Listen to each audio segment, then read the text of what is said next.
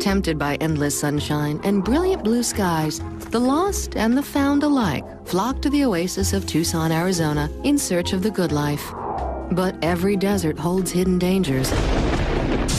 She carries a gun all the time. Maybe she was drunk, waving it around.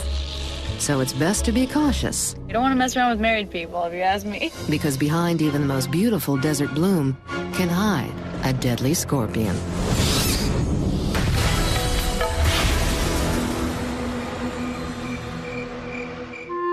If it's inner peace you seek, you might find it doing the downward dog. That's just where yoga enthusiast Barbie found hers. Starting to practice yoga changed my life completely. And Barbie owes her newly discovered serenity to yoga instructor Michael Dojaquez. Michael was so in love with his yoga practice and his yoga teaching. And Michael's known for more than just his hands-on teaching style. He loved necklaces, he loved beading, and he smelled like lavender. Sweetly scented Michael is so peaceful that nothing could be more shocking than the phone call Barbie receives one terrible day. The telephone rang and I picked it up and it was my boyfriend. And he said to me, "Barbie, I have really bad news. I just saw on the news that Michael has been killed." Officer Villaseñor prefers Old Spice to lavender, but personal fragrance is the last thing on his mind when he starts his shift. It was the first call of my shift, and I usually don't start out with a shooting. When I arrived, I noticed that there was a body laying in the porch area. I noticed the pool of blood by his wound, and it was dried and dark. 37-year-old Michael Dojaquez has been gunned down on his own front porch. We have a broken window indicating possible forced entry. We have footprints inside.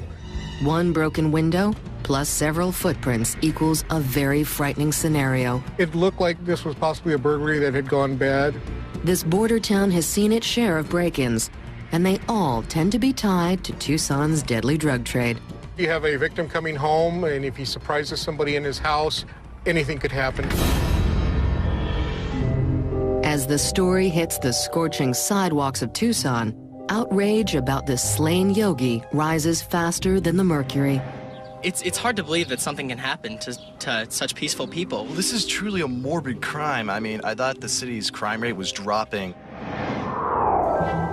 Early every perfect Tucson morning, you can find Detective Ben Jimenez giving his favorite cactus a little TLC. But on this morning, the Dojaquez murder looms like a spiky saguaro. We found the victim on a Friday morning. None of the neighbors in our canvas reported any gunfire, any yelling, screaming, anything of that nature. Nothing strange had occurred Thursday night. But the resourceful Tucson PD may have already broken this case wide open. They've made 2 arrests over the weekend that just might shed some light on the murder of Michael Dojaquez. They told me that David Wind and Joseph Keys had been arrested for burglary in the area of this homicide. Wind and Keys are well-known neighborhood bad boys with long rap sheets and big-time drug habits. Yeah, these guys are definitely known burglars in the area, that's for sure. There's no question the heat is on Wind and Keys. But it's also on Tucson's most dedicated runners, Morgana and Donnell. Still, the heat's not nearly as bad as what can happen in your very own home. Did you hear about the yoga master? Yeah, they think it was drug dealers, some tweakers or crackheads. Oh, man. You see them walking around and you can tell they do anything to get a fix, you know? Sounds like he stayed and put up a fight. I bet he tried. He's a yoga instructor. Pretty fit. It doesn't make him bulletproof, though. No. It's really hot out here. Yeah, we need a new sport. While some look for a new sport, a closer look at the crime scene photos reveals that Michael Dojaquez had recently taken up the guitar. We found a couple of guitar cases were stacked up in the corner of the house. And these guitar cases strike quite a chord with Officer Villaseñor. David Wind and Joseph Keys had been arrested for burglary, and the curious thing about it was that a guitar was taken. Yeah, that matches up. The robbery gone wrong theory might be right on the money. They're stealing guitars in the area. Chances are that they had something to do with this. It's a good lead. It seems these friendly local crackheads have finally gone too far. But pinning evidence on a suspect can be harder than picking out the perfect cactus, and twice as prickly. I'll take these. We served 2 search warrants, one on the crack house and another on David Wynn's house. And in his house, we found some bloody shoes. There's a growing pile of evidence, but there's one more step before Detective Jimenez can bust these 2 for murder. It'll be interesting because, they both have priors for this kind of stuff. They possibly could be involved. I felt that things needed to be done before we could actually tie them to a murder scene. As detectives await the lab results, the question remains, could these unsavory characters be responsible for killing the most beloved yogi in Tucson? It's looking pretty positive against David Wynn's and Joseph Keyes. Or is the desert still sheltering the true killer? The murder of Michael Dojaquez has rocked the peaceful desert dwellers of Tucson, Arizona. And no one feels the loss quite like his good friend and guitar teacher, Eli Curiel. These days, he's strumming a sad tune. We started coming over on Sundays, and I'd give him a 1-hour session. Michael and I bonded very, very quickly. We had a lot of similar things in common. But now, fellow guitar player Ray Gonzalez comes over to trade the blues. I'm gonna miss him. His purple ponchos and his hair done up like a peacock with his sandals. And his lavender scent that he put in his hair. Maybe someone found something offensive about this sweetly scented yogi. I mean, you see the news all the time about home invasions, and probably just shot him right there as he was coming in. A home invasion sounds like such a pedestrian suggestion. But these armchair detectives might be onto something. In the last few years here in Tucson, we've had a rash of home invasions where burglary suspects are just going right into homes where people are known to be home. The homeowners themselves have been killed. A lot of the burglars that we apprehend are drug users. And detectives may have found the 2 twisted tweakers they've been looking for. We found some bloody shoes. But the crime lab has some disappointing news. Our crime scene technician was not able to identify any of the stains of blood. These guys may be junkies and thieves, but murderers, they're not. So it's back to the drawing board for Detective Jimenez. What we hope to do is gather enough information about the victim, possibly his lifestyle. And that's no small task. Master Michael was very popular, not only with the guys, but especially with the girls. Everyone liked Michael, but women really loved Michael. He was very charismatic and a bit of a flirt. He was a man. Women wanted just to be around him, and he enjoyed that. He enjoyed that immensely. And as any college co-ed will tell you, romantic relationships are always fertile ground for intrigue. And after a margarita or 2, what could be more fun than a festive chat about sex and the single yogi? Have you taken any yoga before? Mm-hmm. Yeah, I'm in a class right now. The instructor is hot. Really? Oh, man. It's certainly not a stretch to say that some students will strike a suggestive pose. Well, I guess a young girl like me can learn a lot. Well, when it comes to that, have you heard of that Kama Sutra stuff, I guess it was derived from the yoga masters. We are so bad. Maybe. Cheers. Cheers. It's always fun to speculate in the sun, but it isn't good karma to date your students. However, there was one woman who caught Michael's eye. I met Amber through Michael. He introduced me as his girlfriend. It was a nice thing for Michael to have somebody half your age or something as pretty as Amber to want you. And Amber was doing her best to convince Michael to take their relationship from the yoga mat onto terra firma. It was always constant. Why don't you marry me? Why don't you marry me? There's no question investigators want to talk to Michael's precious desert bloom. But a shocking phone call from Amber's boss tells detectives that she may be in big trouble. She seemed very concerned. Amber hasn't showed up for work, and she wanted to file a missing person report right away. Why all the concern? Maybe Amber just wanted some cooler weather. But Amber's boss tells Detective Jimenez that Amber does have one teensy little secret. Amber was married. And that means there's one very jealous husband and a very familiar scenario. We're looking at possible lover's triangle type murder situation here. In cases where a murder is done, it's usually discovery of a relationship.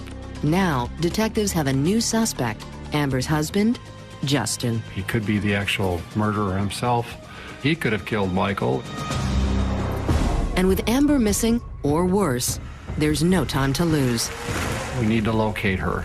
We need to gather information from her and her husband and find out what's going on. Coming up, did a very angry husband decide to cut down both sides of this love triangle? One of the best things about Tucson is that there's always a swimming pool whenever you really need to cool off. But ever since the discovery of Amber Trudell's hush-hush husband, Justin, the Michael Dojaquez case has only gotten hotter. You remember that yoga guy that I was telling you about? Rumor has it he was dating this girl in his class. Oh, yeah? That was married. Oh. Yeah. And the husband, like, found out or something like that.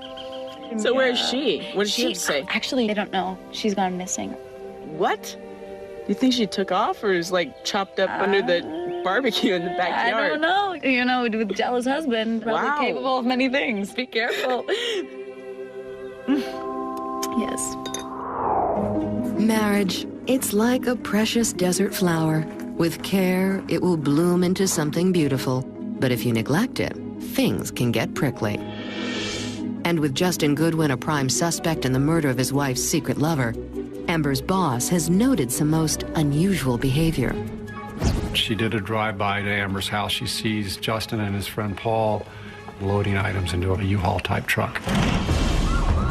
Officers had better move quickly before Justin can get out of Dodge.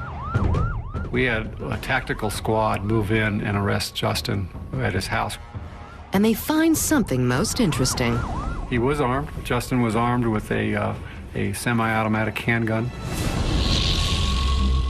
Justin is packing more heat than the Arizona desert. And this gun just might be an important clue. The handgun that Justin had on his possession when he was apprehended is consistent with the type of bullet that went into the victim. Justin and his pal, Paul, have some questions to answer. But Justin keeps his cool in the interrogation room. And he's got another surprise in store for detectives. He had an alibi. He was in the Sholo, Arizona area on Thursday with Amber. And a phone call to Mommy verifies his story. Justin's mother confirmed that Justin and Amber came to the Sholo area on Thursday morning. That means he was out of town on Thursday, the night of Michael's murder. So Justin is off the hook. But where is Amber? According to his pal Paul's cell phone, she's right around the corner. We had Justin's friend Paul's cell phone in our custody while he was being interviewed. The phone was ringing. I later called that number, determined that the phone came back to a local hotel in Tucson, and I got Amber on the phone and spoke with her. A hotel? How shady. Amber is quickly brought down to the station for questioning. What does that mean on a suspect? In the death of Michael Dojaquez. Amber maintained she was out of town on Thursday, and her innocence. I wasn't here, and people can verify that. But she's dropped one detail that demands attention. Detectives know that Amber owned a gun as well. Justin told us she always carried a gun with her in her purse for protection. We asked her about the gun, and she doesn't even know where her gun is. Losing your keys is one thing. Losing your gun is something else altogether. The flags are going up. It's leading me to believe more that she's more involved than she's saying. Still, misplacing a firearm isn't a crime. And with an alibi putting her out of town on Thursday night, Amber is as free as a butterfly. But for Eli and Ray, not even their weekly jam session can calm their sneaking suspicions about Amber and her erratic behavior the night before Michael was killed. So that Wednesday night, we went to class, and we got some people together and went to dinner. Afterwards, Amber got real upset because Michael wouldn't walk her to her car. When she started crying, and then she tells me, tell him to marry me, and I say, I can't do that. Yeah, I never did like her. That's quite enough drama for a Wednesday, but it's what happened or didn't happen on Thursday that's even more interesting. We all got to class, and something was wrong from the get-go. Michael always got to class 15 minutes early, and he was always there. He never missed. So our hearts stopped beating then when we didn't see him sitting on the bench. But Michael was killed Thursday night. Why would he miss his Thursday morning yoga class? In interviewing other people, we found out that he did not show up to his Thursday appointments. He never missed any of his appointments. And so we felt that was very unusual. Acting on a hunch, Detective Jimenez goes back to the medical examiner, and the findings are shocking. At the scene, he was warm to the touch. He was somewhat loose in his limbs in the sense that rigor mortis had not set in yet. Michael appeared to have been dead for only a few hours. But there's a scientific explanation for this. A body certainly can go into rigor mortis and then out of rigor mortis. It's not a very exact science at all. And this misdiagnosis has enormous implications for this case. It was consistent with him being dead, a day and a half prior than when we found him. And that means the entire timeline is off by a day. He did die late Wednesday night, early Thursday morning, and not on Friday, like we found him. And a once solid alibi has melted under the hot desert sun. The new timeline enables us to establish that Justin Goodwins and Amber Trudell are suspects in this case. The heat is on these Bickersons like sun on a lizard's back. But without a murder weapon, it's impossible to answer the question, who killed Michael Dojaquez? Could it have been his illicit lover, Amber, her jealous husband, or someone else altogether? After several margaritas, college girls Chelsea and Angelica agree on one thing. The murder of Michael Dojaquez has turned Tucson from a tranquil desert oasis into a hotbed of intrigue. You expect Tucson to be kind of quiet, old people town. With the nice hippie yogas. Yogi. Drama. In Tucson. Man, I thought it was going to be boring here. There's nothing boring about the latest break in the case. A new timeline has shattered two old alibis. He had to have been killed Thursday morning prior to Amber and Justin leaving to Sholo. Once I actually get the timeline down, it reinforces that they are involved. And that's no surprise to Michael's pal, Eli. Amber always was a bit of a wild card. She did like to carry a gun with her. She always carried that with her, even when she went over to Michael's house. All guns need a shooter, and one final phone call to Detective Jimenez is about to put a definitive suspect in his sights. Justin's stepfather remembers seeing Amber out in the backyard walking around during the weekend, and he's never seen her do that before. He backtracks her walk and finds the gun.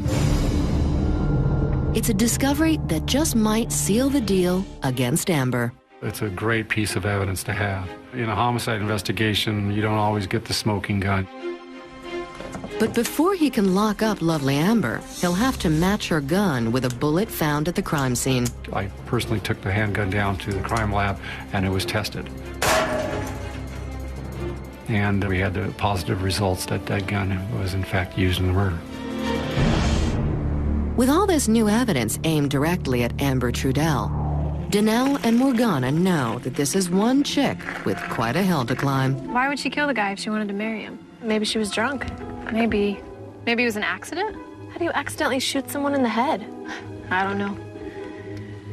How much further do we have? About 30 miles. What? We need to find a new sport. Yeah. Investigators quickly secure a warrant for Amber's arrest, but she's already flown the coop. According to Justin, she's long gone. She may have gone to New Orleans to visit a friend. And I know that she's got family in New York and Connecticut. After a nationwide manhunt, Amber is nabbed in upstate New York. With their prime suspect awaiting trial, detectives are certain they know what happened that evening. I believe that she put the gun to his head and pulled the trigger. After the shooting, she staged it to be a burglary. The details of that tragic night may remain murky, but the verdict is clear as day. We, the jury, find Amber Lynn Trudell guilty of second-degree murder.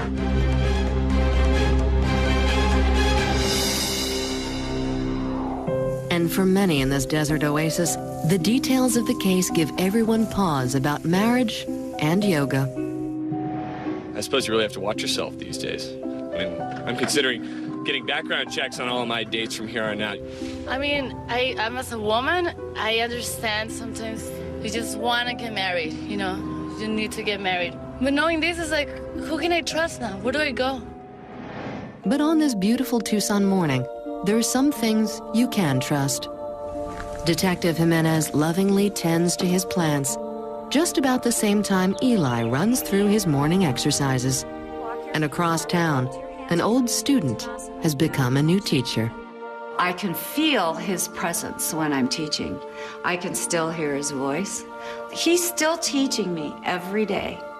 As the sun rises on another desert day, Barbie makes sure that her two new students, Morgana and Danelle, keep a form that would make Michael Dojaquez proud. Good job. Nice. Absolutely.